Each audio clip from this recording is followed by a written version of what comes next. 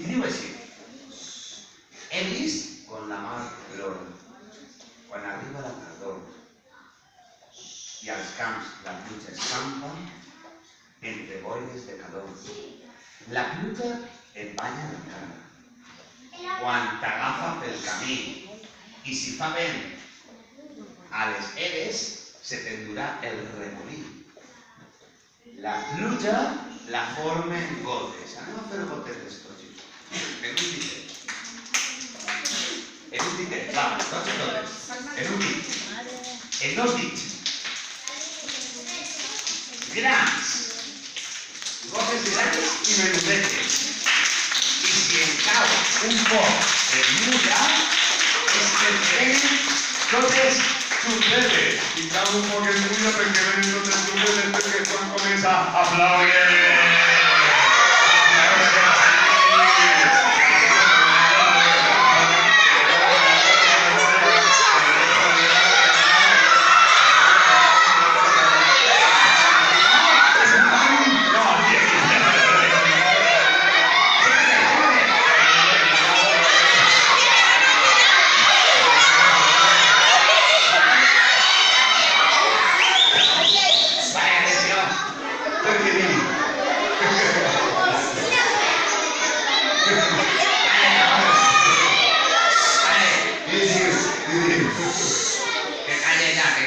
I diu, la pluja és bona per al camp i també per a refrescar-se, però cal tenir cura per a evitar constipar-se.